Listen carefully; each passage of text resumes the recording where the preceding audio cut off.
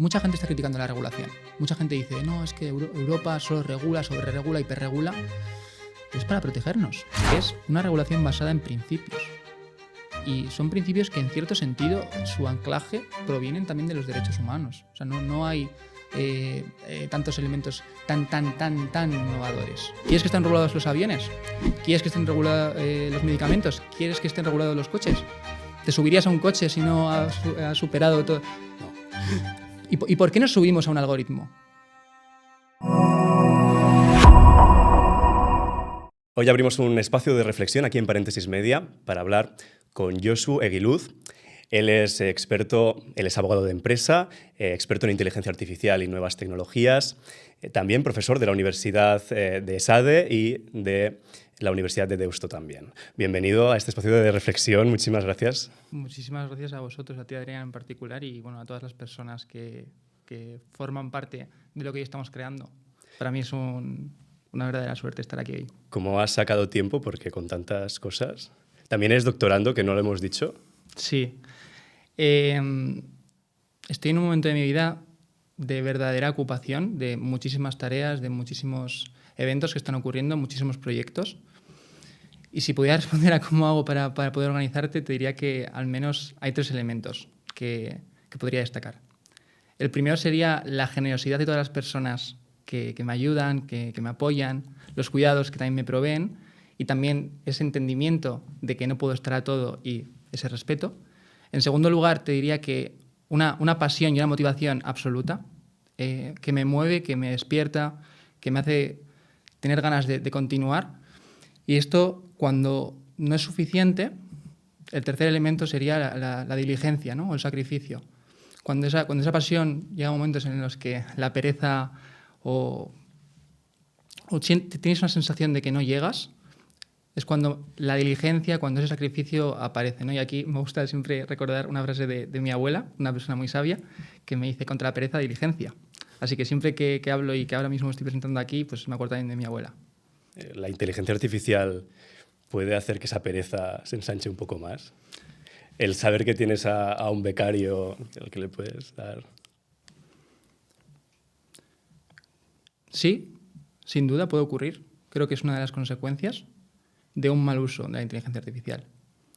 Creo que la inteligencia artificial es una de las herramientas, uno de los inventos más poderosos de la humanidad. Ahora mismo todavía es un bebé, podríamos decir. Tiene unos pocos años, al menos los grandes modelos de lenguaje, porque la IA nació hace ya muchos años. Pero sí que creo que estamos ante un momento en el que tenemos que verdaderamente rebajar esa tensión y esa urgencia que nos exige la sociedad, que nos exige el mercado, y pensar dónde centrar nuestros esfuerzos para poder utilizar de una manera correcta, adecuada y que nos permita en ningún momento perder nuestra humanidad. Y sobre todo, que a mí me encanta este concepto y que lo hemos hablado en más ocasiones, Adrián, el pensamiento crítico. El pensamiento crítico que es esencial para nosotros como humanos. Eso que nos permite dirigir por dónde va a ir, ¿no?, esa inteligencia artificial. Nos convierte casi a todos en directores de orquesta, ¿no? Un poco que podemos ir dándole instrucciones. El pensamiento crítico es un concepto, creo que muy complejo y depende desde dónde lo podamos abordar. Puede ser desde un punto de vista filosófico, incluso desde un punto de vista jurídico, para también entender en qué momento entra la participación humana en juego. A mí me gusta, que creo que también una vez lo comentamos, cuando hablamos de pensamiento crítico, ir a personas que están en el mundo de la filosofía. Y el otro día estuve escuchando una conversación en Aprendemos Juntos BBVA, que recomiendo encarecidamente a todas las personas que estén viendo esto, y a ti también, Adrián, que veáis todos los capítulos de Aprendemos Juntos BBVA, a José Carlos Ruiz, un filósofo, en el que habla de todo el trabajo que se está haciendo para poder desarrollar en las aulas, tanto en primaria como en secundaria, también en la universidad, por supuesto, que es a mí lo que más me impacta directamente, este pensamiento crítico, que es esencial. ¿Y que él cómo lo condensa, el pensamiento crítico? En 3 elementos. Habla del asombro. Estamos perdiendo la capacidad de asombrarnos. Ya lo hemos visto todo. Entras al aula y es difícil captar la atención, ¿no?, del alumnado. Es difícil generar un espacio en el que esas personas estén atendiéndote. Y esto creo que enlaza con el segundo punto que él destaca también y que estoy totalmente de acuerdo, que es la curiosidad. Creo que debemos seguir trabajando la curiosidad. A mí es lo que me guía cada día. Cada día que sale una herramienta nueva, ¿qué puede hacer? ¿Hasta dónde llega? ¿Qué le puedo delegar? ¿Qué no? Que bueno, si entramos en ese debate también. Ahora lo de hasta dónde podemos delegar. ¿Hasta dónde podemos delegar en la IA, no? Porque... Mira, esto también a mí me interesa especialmente y bueno, ya por cerrar el último elemento de lo del pensamiento crítico, el cuestionamiento, que creo que, y aquí es donde también entra el tema de hasta dónde delegamos, ¿no? ¿Nos estamos cuestionando el uso que estamos haciendo de todo esto? Bueno, la mayoría de interfaces se basan en hacer preguntas. Yo creo que una de las cosas buenas de la IA, precisamente, es esa, que te impulsa a pensar la pregunta. Luego ya la respuesta ya veremos qué hay. Pero... Totalmente de acuerdo. Hay un componente esencial humano en generar ese input, esa pregunta, ¿no? Pero ahora con los agentes ya... Si trabaja sola la IA ya no tenemos a ver, en primer lugar, con respecto a lo que mencionabas antes de la delegación, creo que es esencial distinguir los casos de uso. Creo que es esencial y también esto es lo que un poco proviene o lo que propugna la regulación. En función del caso de uso y del riesgo de ese caso de uso, que ahora entraremos en la regulación, las obligaciones sean unas u otras, o incluso a veces casi ningunas. Entonces, cuando estemos en áreas que sean críticas o de alto riesgo, ahí es donde verdaderamente tendremos que pensarnos mucho si lo delegamos esas decisiones. Por ejemplo, hacer un triaje médico con inteligencia artificial. Claro, ¿cuáles son las consecuencias? ¿Cuál es el impacto, ¿no? En la salud o en la seguridad de las personas o en sus derechos fundamentales? Que esto es algo que también enlaza con mi doctorado.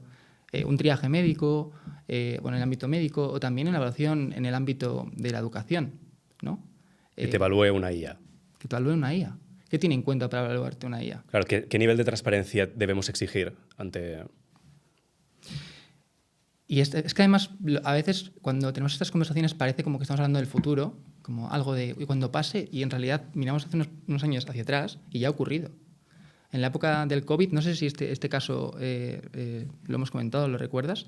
En la época del COVID en Reino Unido ocurrió que se implementó un algoritmo por el gobierno para poder predecir las notas de los alumnos que iban a hacer la selectividad en función de su pasado, de sus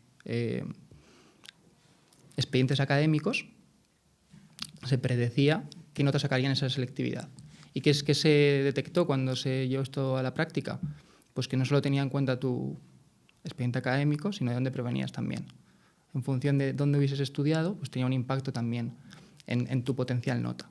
Es decir, tu clase económica, tu origen social, todos estos elementos que incluso en aquellas ocasiones en las que no se encuentran específicamente o de manera expresa en los modelos o en los conjuntos de datos, a través de los proxies se pueden detectar, se pueden extraer, se pueden inferir. Entonces ahí tenemos un verdadero problema desde un punto también de vista jurídico, ¿no? Pero como mínimo ahora nos hacemos esta pregunta. Porque, claro, estos, digamos, sesgos siempre habían existido. En las personas humanas también.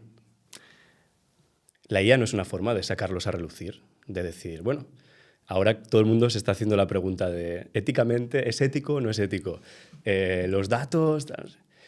Pero nadie hablaba de los datos hasta hace un par de años.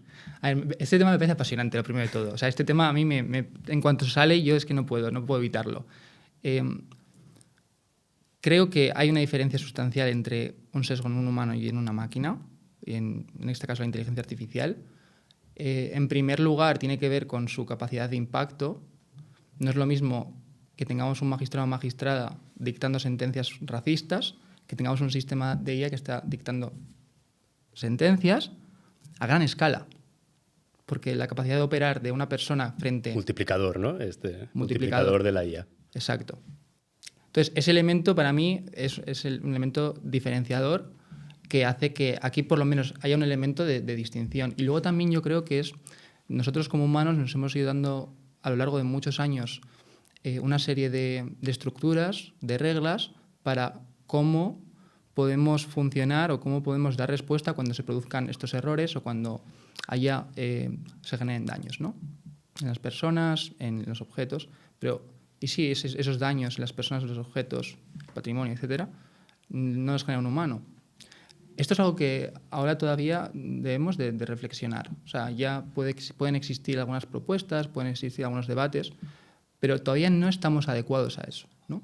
Entonces, para mí, este también es un elemento diferenciador, en el sentido de que nosotros, tú y yo tenemos nuestros sesgos, por supuesto, pero llevamos muchos años funcionando con estos sesgos. Y los tenemos incorporados y sabemos que funcionan. Pero cuando los detectamos en un elemento externo, como una IA que presta un servicio a claro, muchos juzgados al mismo tiempo. Pero claro, también si lo solucionas la IA, ya lo solucionas todo, ¿no? Porque todo depende de del mismo sistema. En cambio, ir cambiando los prejuicios magistrado a magistrado es una tarea social, bueno, ya lo hemos visto, ¿no? Con la transición democrática. Hasta que no se cambia todo ese es que bagaje. también nos plantea, y esto me parece muy interesante, nos plantea un debate abierto a la sociedad. Incluso a pesar de que estos sistemas de inteligencia artificial sean totalmente precisos, ¿en qué medida hemos de dejar que entren en ciertas capas de la sociedad que para nosotros son esenciales, como puede ser la justicia? Ya hay sistemas, Josu, que ayudan a los abogados a prepararse los casos. Sí. Pero ¿podría existir un mundo en el que la justicia la dictara directamente una inteligencia artificial? ¿Las sentencias? Bueno, en España, con el retraso que llevamos en los tribunales, yo creo que sería fantástico, ¿no? Solucionaría muchas cosas. Pero ¿qué impacto puede tener luego en nuestros derechos? Es muy interesante esta pregunta, Adrián. A tu respuesta, a tu pregunta, la respuesta es, yo creo que sí. ¿Podría existir? Sí. ¿Queremos que exista? ¿Cómo queremos que exista? Eso es lo que tenemos que preguntarnos. En la actualidad, bueno, recientemente he visto en las noticias un programa piloto, de hecho en Cataluña, en el que se hablaba de asistir con inteligencia artificial en la redacción de las sentencias. Porque hay mucha parte que yo me lo intento imaginar, desde fuera, como un espectador. Hay mucha parte que supongo que es ir cogiendo las ponderaciones legales y escribiéndolas, ¿no? Es una parte que es meramente redacción, pero el juez previamente ha tenido que hacer esa valoración del caso, tengo entendido, ¿no? Entonces sería ayudar a redactar, no a decidir.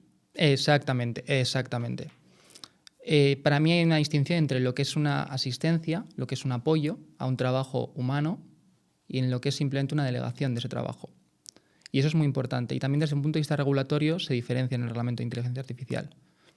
En concreto, la Administración de Justicia es un entorno de alto riesgo, por todo lo que estamos hablando, ¿no? Por las consecuencias que puede conllevar. Y, en particular, lo que se intenta regular es que si un magistrado o una magistrada trata de utilizar un sistema de IA para interpretar la ley, los hechos o aplicar el derecho, en ese caso estamos en un entorno de alto riesgo y habrá una serie de obligaciones para que ese caso pues, se pueda de una forma u otra proteger en la máxima medida, ¿no? Pero creo que y esto el reglamento lo especifica, es muy importante distinguir cuándo se elimina al humano, cuándo se elimina a ese magistrado o magistrada o cuándo no. Porque si es simplemente el apoyo a la asistencia, entendemos que sería un carácter accesorio, un carácter meramente... Porque el pensamiento crítico está porque es el magistrado o la magistrada los que tienen que decidir si es culpable o si es inocente. Vamos a simplificarlo mucho. Pero claro, y de esto la AI Act no habla. Todo el mundo habla de la AI Act, pero yo creo que la estamos... yo no la entiendo del todo, como mínimo. Vale.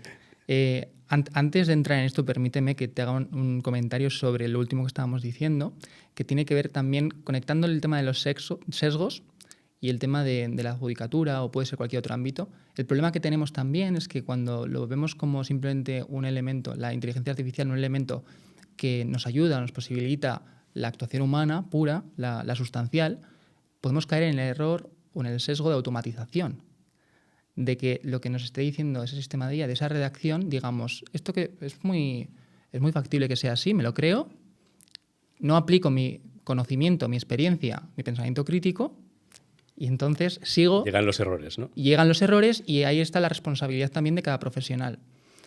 Entonces, con respecto, y ahora ya trayéndolo a la AI Act, bueno, ya hemos ido mencionando algunas cuestiones de cómo va regulando y respecto a la AI Act te diría que yo estoy muy orgulloso como jurista y sobre todo como ciudadano de que la Unión Europea haya optado por apostar por un posicionamiento sobre cómo hemos de utilizar la inteligencia artificial o cuáles son aquellos límites que no debemos en ningún caso sobrepasar, ¿no? Te voy a poner un reto difícil. En 4 puntos básicos, yo que no sé nada de la AI Act, ¿cómo me puedo enterar? ¿Cómo me afecta? Es un reto mayúsculo. Yo te voy a hablar simplemente de los conceptos esenciales. Obviamente hay muchos más. En primer lugar, el concepto de categorización del riesgo, de que lo que decíamos antes en la sesión. La AI Act no regula la inteligencia artificial, sino que regula el riesgo asociado a determinados usos de la inteligencia artificial. Entonces, la primera idea, ¿cuál es tu caso de uso? Categoricemos su riesgo. La segunda idea, que a mí es una idea que me gusta mucho, que es una normativa que lo que hace es combinar la regulación de seguridad de productos por un lado y la regulación de derechos fundamentales por otro. Entonces, cuando juntamos estas dos regulaciones, nos damos cuenta de que es una regulación híbrida, en la que establece unos mínimos en algunos supuestos, pero en otros se establece también, estamos hablando de máximos en el sentido de que los derechos fundamentales hay que protegerlos al máximo, no puedes exigir un mínimo. Entonces, esa articulación de esta combinación es compleja, pero también es muy interesante. Luego creo también que es interesante saber que lo que se regulan son los sistemas de IA y los modelos de IA de uso general, esos conceptos. Creo que son esenciales y que para toda también compañía, organización, es esencial entender desde un punto de vista jurídico si es o no un sistema de IA, por ejemplo. No me he encontrado en muchos supuestos en los que te dicen, no, vengo con un producto que es IA, y es como, bueno, ¿qué es esto? Porque todo lleva IA, entonces también hay que distinguir, ¿no? Hay que ser capaz de discernir si es o no inteligencia artificial para saber si está o no sometido a la regulación. Quizá luego también podríamos decir que pueda interesaros también especialmente, que antes no hemos entrado en la conversación, todos aquellos sistemas de inteligencia artificial que interactúen con seres humanos, como tú mencionabas, requerirán tener un marcado de agua y también informar a ese usuario, esa usuaria, de que está interactuando con un sistema de inteligencia artificial. Y esto creo que es muy importante porque estamos hablando de que había un dato el otro día de que en 2026, de cada 10 tweets que veas, 9 habrán sido generados por inteligencia artificial. Wow. Y estamos hablando incluso yo creo que incluso más. Y esto es 2026. ¿No? Entonces, claro, esa necesidad imperiosa de saber si estás o no interactuando con un humano, para mí es algo que es esencial. Y esto también lo establece en el artículo 50 del Reglamento de Inteligencia Artificial. Y la otra pregunta sería, ¿la gente querrá saber si está hablando con una IA o no? Bueno, ya está, lo dejamos ahí. Esto para otro podcast. Y luego la pregunta que se está haciendo, sobre todo, para introducir la IA en los negocios, en el sector que sea, quienes tengan dudas por esa inseguridad que todavía existe, no sé si jurídica, pero sí terminológica, ¿qué preguntas se tienen que hacer? ¿Cómo tienen que afrontar esa implantación de la inteligencia artificial?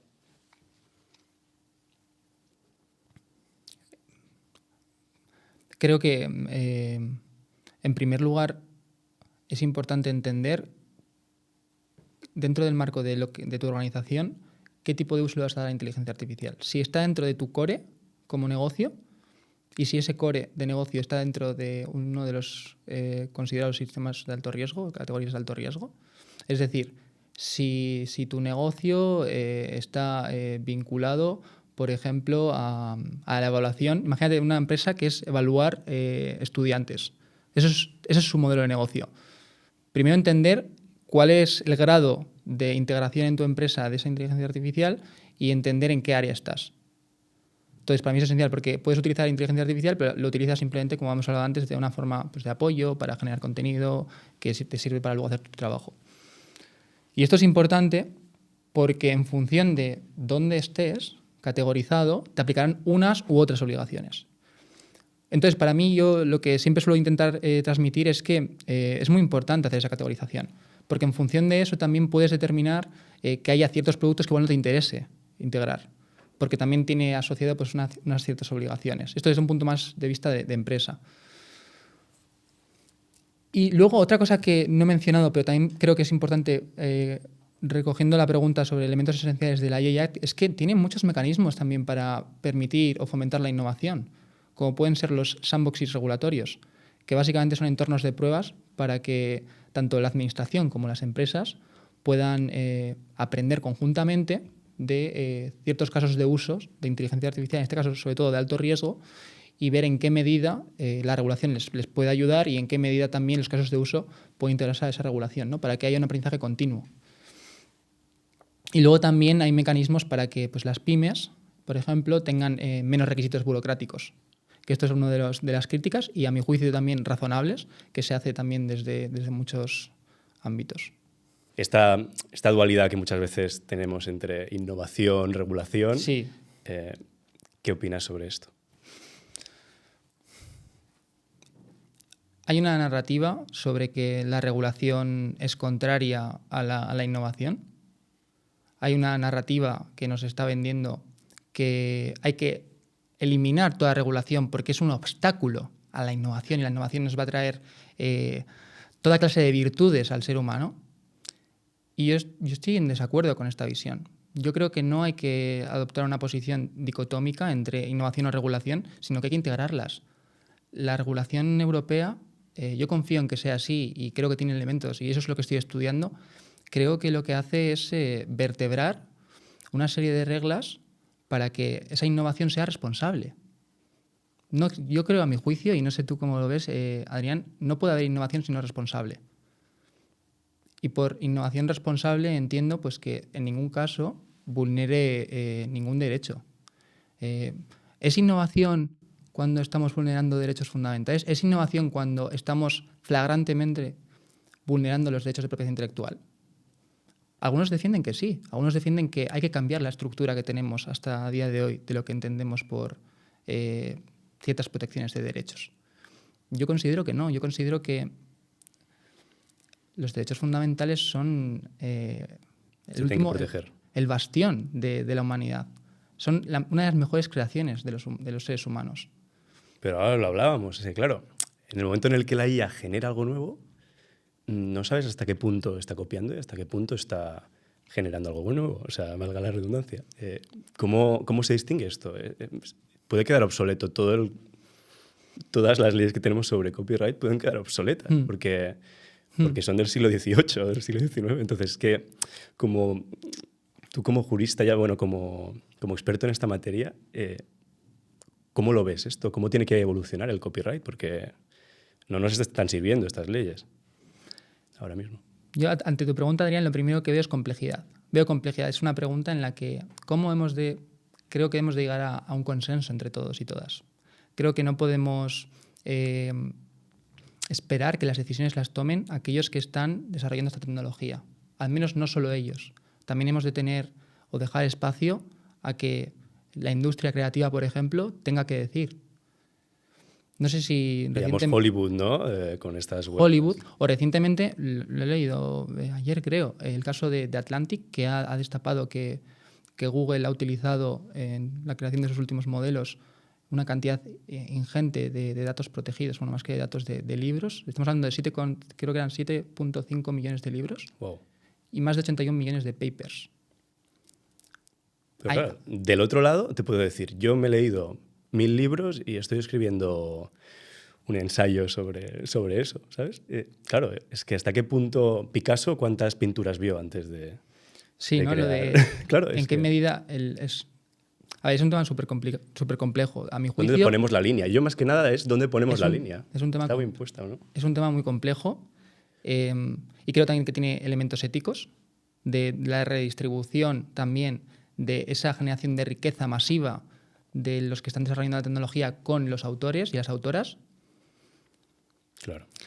Para mí eso es un elemento esencial. Y luego hay un elemento de que esa protección sobre qué. Sobre qué la tenemos. Es que también creo que es importante diferenciar si aplicamos la propiedad intelectual o la entendemos desde una perspectiva del input, cómo estamos entrenando esos modelos y también la información que estamos introduciendo a través, por ejemplo, del prompt. Esto es una parte que la doctrina y que las personas que nos interesan nos estamos también centrando, que estamos analizando, y luego también el output. Eso que se ha generado, qué protección tiene, si puede tener protección, qué implicaciones tiene, ¿no? En función de las fuentes que se hayan utilizado, digamos. En función, en el fondo son dos, creo que obviamente están conectados, pero son dos elementos diferenciados desde un punto de vista de análisis. Entonces, si nos centramos en el output, ¿no?, que a vosotros os puede interesar a nivel de generación de contenido, hay que preguntarse, ¿quién lo ha creado? ¿Hay un humano detrás? Porque a día de hoy nuestra regulación española y europea lo que dice es que esa protección se le dota a un humano, a una persona natural. En nuestra ley de propiedad intelectual eso es lo que nos dice. Claro, pero si el humano lo ha usado como una herramienta, pero en realidad todas las ideas o la idea del contenido es suya, luego le añade capas de corrección, capas con contenido distinto. Exacto. Claro, entonces ya estamos en un limbo o tenemos que tener una máquina que diga que el 75% ha sido creado por una IA y el 25% por un humano. ¿Cómo lo hacemos? Lo primero que te diría como abogado, también para cubrirme un poco, es depende. Esa es la primera respuesta que te puedo dar, y también que depende mucho del caso de uso y de lo que me estés planteando, cómo se haya utilizado, en qué contexto, cuáles hayan sido pues, los datos que se han utilizado, si han estado o no bajo una licencia, si se han utilizado vulnerando derechos de propiedad intelectual. En este caso, con respecto a la protección de la generación de obras generadas por inteligencia artificial, si han sido generadas directamente, y uno de los elementos que se hablaba era que había desconexión entre la idea del humano y la plasmación de esa obra, ¿no? Ese elemento azaroso que al menos a día de hoy... Cuando le das al botón, ¿no? Cuando le envías el prompt, no sabes lo que va a salir. Exacto, ese indeterminismo, no sé, o sea, puedo acotarlo mucho a través del prompt, puedo llegar a determinar una idea concreta en el prompt, pero luego lo que va a salir de ahí lo desconozco por completo. Puede que salga o puede que no, luego lo puedo ir adaptando y demás. Entonces, a día de hoy, hasta donde yo sé, porque esto cambia tan rápido que puede ser que eso no es protegible. La cuestión es, como tú bien mencionabas, Adrián, que si vamos añadiendo otras capas de lo que podríamos decir la creación humana, ¿no? Le añadimos un texto que hemos creado nosotros también, lo añadimos en un contexto concreto, con otra serie de ideas, eso sí que podría ser objeto de protección. Pero aquí ya cambia. Creo que es importante también distinguir, ¿no? O sea, que no es lo que se ha generado por la IA, sino lo que luego hemos generado a partir de esa obra que también has utilizado, generada por IA. Claro, luego, si se aplica la AI Act, uno de los puntos es que el contenido generado por inteligencia artificial deberá llevar una marca de agua. Sí, creo, o... sí, exactamente. Esto... Me puedes corregir si quieres, ¿eh? No, que yo o sea, no soy experto en esto. Es que hay tantas cosas por comentar. ¿Pero esto se puede aplicar? ¿O van a prohibir todos los chatbots? O sea, ChatGPT se va a prohibir el 2 de agosto cuando se aplique esto, ¿o cómo va a funcionar? ¿Por dónde empiezo? Lo primero es que hay países que han optado por limitar el acceso a estas herramientas, como pudo ser el caso del año pasado, hace 2 años, que ocurrió con Italia, el garante italiano, pero fue por protección de datos, o sea, no fue ni siquiera por propiedad intelectual. Lo segundo es que una de las obligaciones que plantea el reglamento de cara a los modelos de IA de uso general, a su entrenamiento, es que haya un resumen suficientemente detallado de las obras que has utilizado para entrenar ese modelo. ¿Esto es factible? Cuando estamos hablando de millones y millones y millones de obras. Pero cuando tenemos a OpenAI, que considera un secreto industrial los datos de entrenamiento de su IA, que igual también es para cubrirse las espaldas a nivel legal. Yo creo que también es más por ahí está ese elemento, por supuesto. Pero claro, ¿cómo vas a garantizar la competitividad si le estás dando en bandeja a los demás competidores una lista perfecta de lo que has usado? Sí, pero quizá, bueno, aquí en el fondo es, por ejemplo, has mencionado OpenAI, ¿no? Yo recuerdo una entrevista de que le hacían a Mira Murati, creo, si no estoy equivocado. A la ex CTO. Exactamente. Que le hacía una pregunta a un entrevistador, como podrías ser tú, Adrián. Aún no he llegado tan alto. y le decía básicamente, creo que entraban a detallar, y ese conjunto de datos que habéis utilizado los vídeos de YouTube. Y que ella balbuceaba, decía, bueno, y no sabía muy bien cómo salir porque sabía que se estaba metiendo en un problema. Aquí hay una cosa muy graciosa, ¿no? Que es que solo si eres Google, si eres YouTube, puedes llegar a defender tu propiedad intelectual, ¿no? Es decir, que yo no me imagino a un autor de un libro yendo allí a quejarse, ¿no? Pues creo, mira, esto es muy buen punto. Este me parece que es un punto esencial. creo que lo que hemos de construir o lo que hemos de seguir potenciando es la unión de todos esos autores y autoras, porque obviamente yo como creador de una obra artística o literaria, yo solo no tengo nada que hacer en el mundo. Pero si cogemos a todos esos autores, estamos hablando de 7,5 millones de libros. Entonces, si cogemos a todas esas personas... Como una SGAE, pero mundial. Es que ahora mismo también, y lo has mencionado, ¿no? El tema de... Creo que también es una cuestión geopolítica. Es una cuestión de que en el debate este de innovación o regulación todo el mundo cuestiona y dice, claro, pero si nosotros nos limitamos, la tecnología en otros países que está mucho más avanzada nos va a pasar por la derecha, ¿no? Ese es el gran argumento, sí, sí. Bueno, primero que obviamente la tecnología está más avanzada, eso es cierto, que en Europa, en estos países, por ejemplo en Estados Unidos o en China.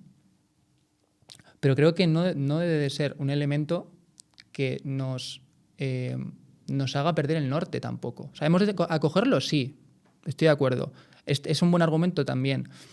Pero por eso hemos de dejar también de proponer nuestra visión acerca de cómo ha de ser la utilización de la inteligencia artificial. Y creo también que es muy importante destacar que el objetivo del reglamento no es regular la inteligencia artificial como tal, sino regular el riesgo asociado a determinados usos de esa inteligencia artificial. Habrá excepciones. Hay algunos autores que critican esto y que dicen que no se da. La aplicabilidad me parece una cosa fundamental. Exacto. ¿Cuál es tu caso de uso? Claro, hace unas semanas con la nueva voz de Sésame, esa voz casi que te puede convencer de que, bueno, de cualquier cosa, vamos a dejarlo aquí, es código abierto. Es decir, cualquier desarrollador se la puede bajar.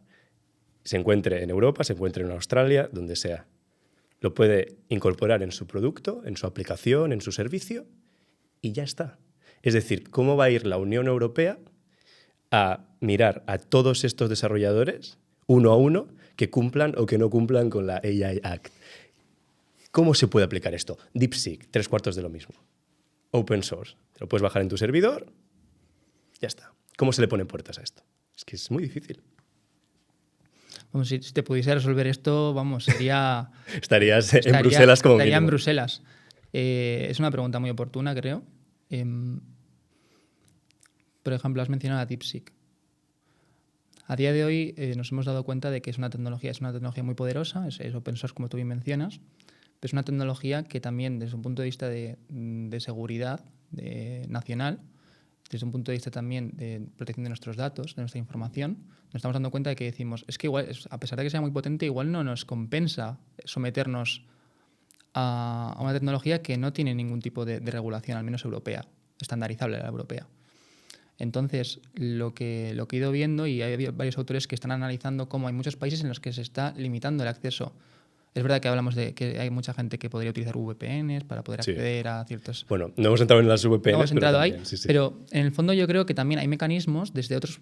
Y no solo desde el punto de regulación de inteligencia artificial. Hay otros mecanismos jurídicos que te permiten limitar el acceso a estas tecnologías. Y, por ejemplo, para mí, y siempre lo digo, y esto es algo que también he escuchado a muchos autores y autoras, la mejor herramienta jurídica o el mejor mecanismo jurídico para afrontar o combatir los efectos de la inteligencia artificial con respecto a la no discriminación, que es un derecho fundamental que yo estoy estudiando, es la regulación de protección de datos. Porque, en el fondo, cualquier tipo de actividad que se dé en el día a día conlleva un tratamiento de protección de datos.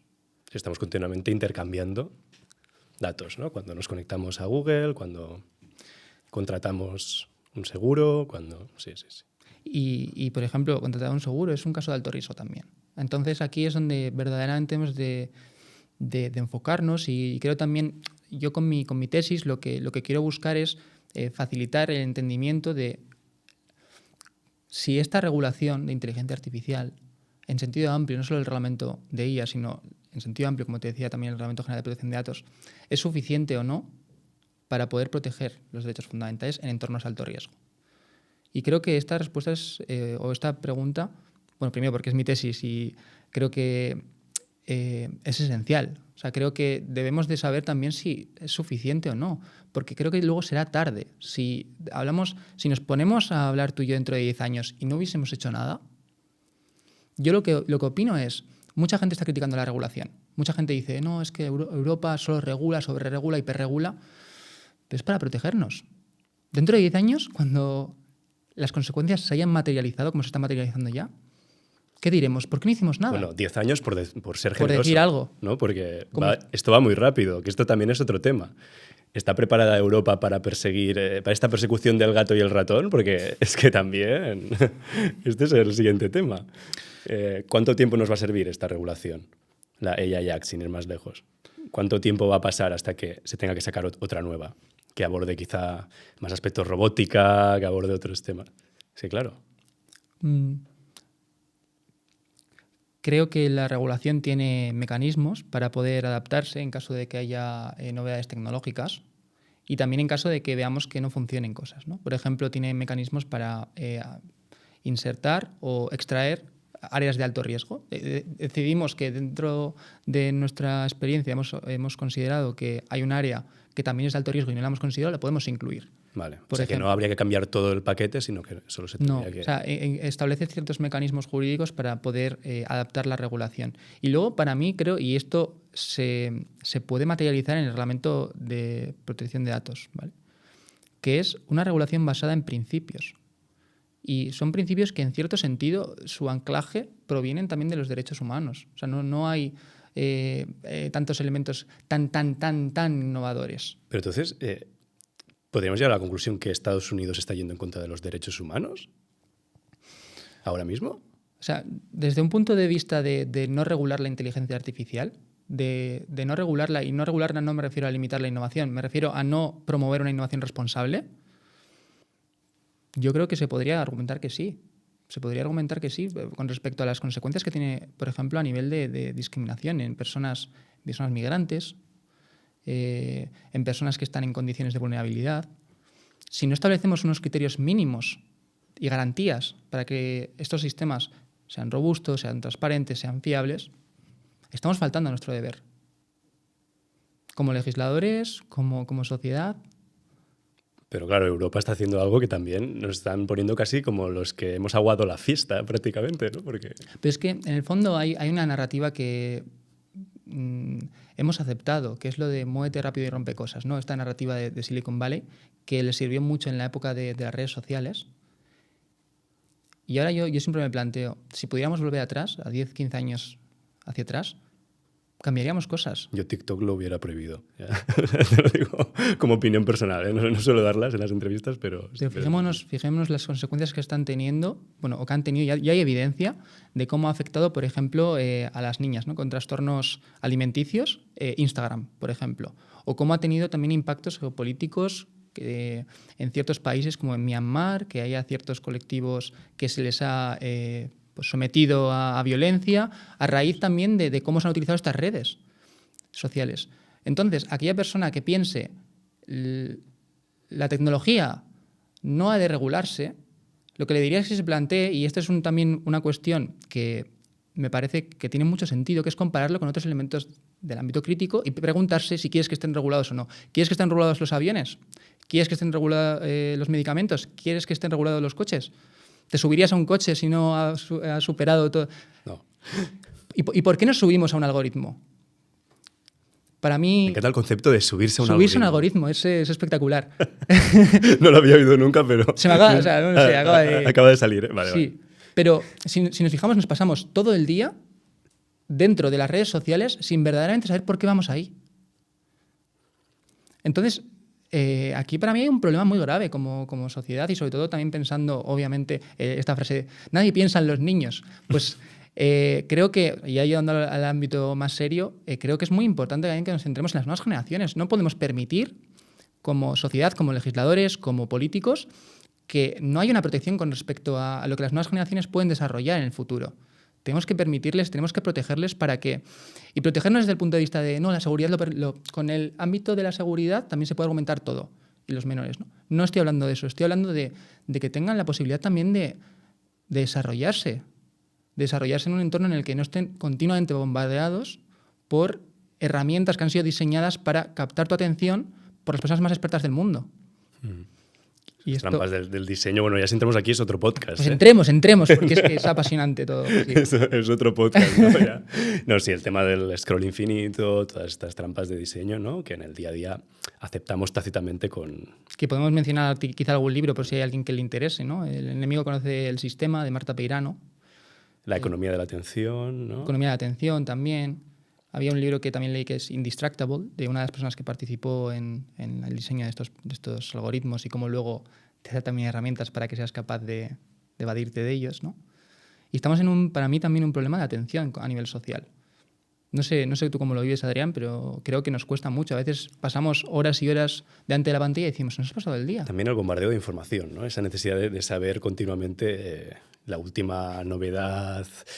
Yo me lo llevo a mi terreno, ¿no? Que es la inteligencia artificial, ¿no? El estar a la última de OpenAI ha sacado esto, Claude ha sacado lo otro, pero luego también falta este segundo plano quizá de reflexionar, vale, ¿y para qué me sirve esto? ¿No? Todo me va a volar la cabeza continuo de ponerle freno y decir, vale, ¿para qué me va a servir esto?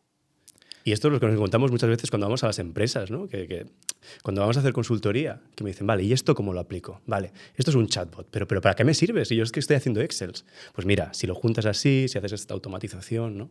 Esta idea de que la gente tiene la sensación de que la IA le va a hacer 10 millones de cosas y luego cuando llega la hora de la verdad no sabe cómo utilizarla en su beneficio, ¿no? Y yo creo que este punto también viene también de la economía de la atención, del estar haciendo tantas cosas y tantos fuegos al mismo tiempo, ¿no? Que nos hemos vuelto todos multitasking. Bueno, y luego, ¿cuándo piensas? ¿No? El ser humano, ¿cuándo piensa? Ojalá la IA sirva para eso, ¿no? Que las sentencias se redacten solas, que mientras tanto los jueces piensen de verdad.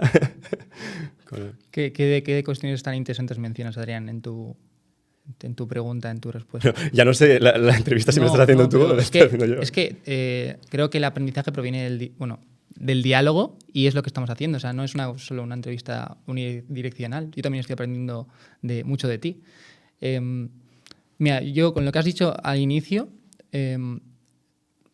hay una frase que estuve en una ponencia el otro día, hace unos días, de Remedios Zafra, y que se le planteó la pregunta, ¿es humano poder digerir todo a lo que estamos sometidos? ¿Hay alguna forma humana? Y ella respondía que no. Ella respondía que no, porque nos están exigiendo leer al día una cantidad de información, estar informado de una cantidad de información que no hay ser humano que tenga las horas suficientes al día para poder estar ahí. Entonces, nos están imprimiendo una exigencia y una urgencia que nos está limitando nuestra humanidad.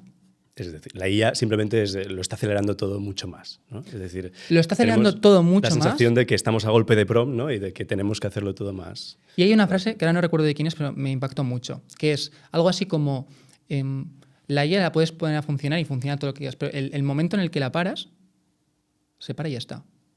Cuando nosotros nos paramos, cuando nosotros pausamos nuestro ritmo, es cuando nos despertamos, en cierto sentido. Es cuando verdaderamente dices, estoy pensando, me he parado. Estoy pensando. Y eso para mí es una distinción muy importante. Sí. El estar en el loop y de repente el decir, no, salgo de ese loop, me lo miro desde fuera, proceso y ya luego actúo, ¿no? Ese tiempo tan necesario, ¿no? Que exactamente. Nos cuesta encontrarlo. Y luego te quería preguntar otra cosa que era sobre el ámbito militar, porque habitualmente Internet nació en el ámbito militar, hasta cierto punto. Las tecnologías de la computación, la innovación, siempre el ámbito militar era como la avanzadilla, pero ahora con la IA no. Con la IA es OpenAI, ¿no? Que de repente saca ChatGPT y le sigue todo el mundo. Pero el ámbito militar ha saltado ya, es una obviedad, se ha subido a este algoritmo. Bueno, quería usar me ha gustado el... ¿Qué nos podemos esperar de esto también? A nivel de derechos fundamentales ya digo más a nivel ético, porque ya no... Aquí a mí me preocupa profundamente este tema. Primero, la regulación europea, hay una exclusión específica sobre ámbito militar. Bueno, me preocupa el momento en el que estamos como sociedad también, ¿no? Estamos en un momento de rearme europeo y me preocupa el nivel de autonomía que puedan tener estas armas, ¿no? También. Bueno, el nivel de sofisticación, estamos llegando a unos límites ya que parece ciertamente que la ciencia ficción, no era ciencia ficción, sino que simplemente estaba diciendo lo que ocurriría en unos años, ¿no? Que eso también es un poco la ciencia ficción. Pero a mí me preocupa también cómo se puede utilizar esta tecnología para higienizar la guerra. Cuando decimos que vamos a bombardear un lugar, no es lo mismo que decimos, no, es un smart bombing. es como súper pulcro porque lo estamos haciendo de una manera en la que solo afectamos. Y es el lenguaje que se está utilizando para poder legitimizar la guerra. Quien dice, se van a matar los robots entre ellos y como mínimo la gente, pero eso no tiene No es pinta, donde estamos, no es donde estamos y a mí personalmente me preocupa muchísimo. Podemos acabar con algo un poco positivo. Es que... Por supuesto. Es que si hay alguien que haya llegado hasta aquí, igual. Llevémoslo algo que... Si quieres entramos en cómo las nuevas generaciones también en la universidad. Tú también eres profesor. No sé en qué medida consideras, y aquí mira, me pongo en tu lugar, Adrián, en qué medida consideras que... ¿Cuál es nuestra función como docentes con respecto a las nuevas generaciones? Wow. Sí, claro, es que ChatGPT ya puede enseñarte idiomas, ya puede... Yo creo que hay que subir el nivel. Lo hablaba hace unos días con Esteban Miray, que ha sacado su libro, y me decía eso, que es que hay que subir el nivel. Que ya no sirve con hacer un business plan, en su caso lo llevaba al ámbito económico, ¿no? Sino que hay que inventar algo más, hay que pensar más. Hay que darle a lo que te da la IA un valor añadido. Yo creo que esa también es una buena no sé qué opinas tú sobre el tema. Estoy de acuerdo con que obviamente teniendo más herramientas, pudiendo hacer mucho más en menos tiempo, cosas diferentes, incluso la exigencia es mayor, la demanda es mayor, se te va a pedir mucho más, el mercado no va a permitir que solo, en mi caso, redactes un contrato cuando puedes redactar 17. Pero también lo que opino es que nosotros desde las aulas tenemos que propiciar espacios, primero de diálogo y de conversación. Totalmente. Recuperar esa presencialidad que perdimos en la pandemia. Esa presencialidad, en cierto sentido, es lo que creo que nos sigue dotando de humanidad. Y para mí la humanidad es esencial, ¿no? O sea, el que sigamos reconstituyendo aquellos espacios que nos hacen ser humanos. Y también creo que era Yuval Noah Harari que decía que lo más importante del colegio... Premio Apocalipsis, en paréntesis. Premio Apocalipsis por Nexus. Cierro paréntesis. Decía que a mí me gustó, esta idea me gustó, que era que en los colegios lo más importante no ocurría en las aulas, sino fuera de ellas, en el sentido de cuando están esas primeras interrelaciones en las que empiezas a hacer tus primeros amigos, en las que empiezas a ver cómo funciona la sociedad. Y comentas, claro. Y en el fondo, cualquier organización, tú mismo también lo estarás viendo, tiene un elemento humano, un intangible, que hay que dominar. Entonces, también yo creo que en cierto sentido podemos dedicar más tiempo en las aulas a también prepararles, no solo desde un punto de vista técnico sólido y robusto, que ha de ser, que obviamente no puede salir ningún abogado y abogada al mercado, exacto, sin saber de leyes, sin saber de derecho, pero quizá también sea el momento de seguir construyendo todos estos valores desde el punto de vista educativo, humano, seguir estableciéndolos y ponerlos encima de la mesa y dejarlos en el aula y que haya debates. Yo en mis clases, espero que a mis alumnos y alumnas les guste, no lo sé, yo creo que sí, intento siempre generar debate, llevar referencias, llevarles frases. Vamos a leer estos 3 minutos, vamos a leer todos. ¿Cuánta gente lee ahora? Creo que tranquilamente, quiero decir. Tranquilamente, de que tenga una sensación de decir, me voy a dedicar a este libro durante 2 horas, voy a disfrutar de este libro y no voy a estar con el móvil o cada vez menos. O voy a escuchar una entrevista de Paréntesis Media, por ejemplo. Por ejemplo, también creo que es una muy buena opción. Josu, muchísimas gracias por compartir este espacio. Esperemos que a los que nos ven desde casa pues les haya gustado y si les ha gustado les invitamos a suscribirse para más contenido como este. Muchísimas gracias por esta conversación. Muchísimas gracias, ha sido un verdadero placer.